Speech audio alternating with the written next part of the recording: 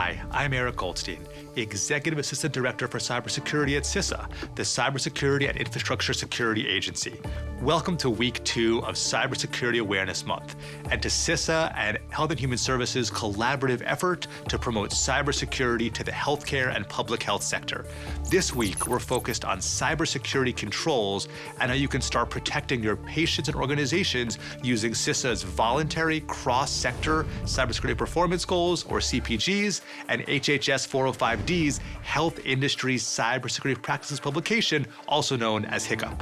Now, CISA's CPGs provide organizations of all sizes across all sectors with clear, easy-to-understand recommendations that you can build upon to reduce the likelihood and impact of cyber attacks.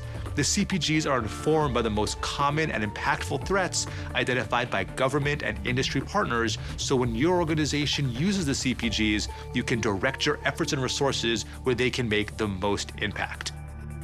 While these goals are a great fit for all sectors, they're especially helpful to the healthcare industry, which is often a primary target for cyber criminals like ransomware groups. Some of you might already be using the HICP publication, and that's great. Let's hear from HHS on how the HICP and CPGs align. Hello, I'm Karl Mathias, Chief Information Officer at the U.S. Department of Health and Human Services. The 2023 edition of the HICP outlines the top threats facing the HPH sector. It aims to provide organizations with recommendations and best practices to prepare and fight against cybersecurity threats that can impact patient safety. The HICP publication has 3 parts.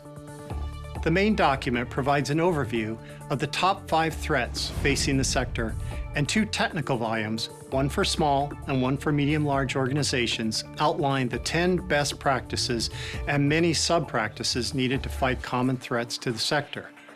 You may be wondering how these best practices align with the CPGs. Each CISA cybersecurity performance goal can be directly tied to a practice in HICP. So if your organization is already implementing HICP, you are also implementing the new CPGs. In addition, Public Law PL 116-321 recognized HICP under the 405D program as Recognized Security Practices, or RSPs. This means that in the event of a cyber incident in your organization and an OCR audit, if you can prove that you have followed these practices for the past 12 months, OCR will take this into consideration and could result in the mitigation of civil monetary penalties or of remedies offered to resolve potential security rule violations.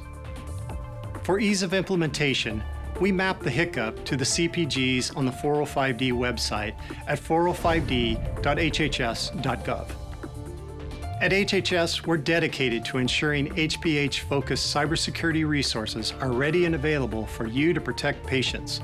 We'll continue coordinating with all our federal partners to provide cybersecurity resources from across the federal government so you can keep your cybersecurity practices up to date to fit the current threat landscape. We encourage you to review your cybersecurity programs this week to see how they align with the CISA cybersecurity performance goals and the HICP publication. Now, if you're not an IT administrator, please share this information with the right person in your organization and visit our website at CISA.gov to find out more. Remember, cyber safety is patient safety. So if you haven't assessed your cybersecurity program in the past year, now is a great time to start. Stay tuned next week to find out more about how HHS and CISA are here to support your cybersecurity needs. Happy Cybersecurity Awareness Month.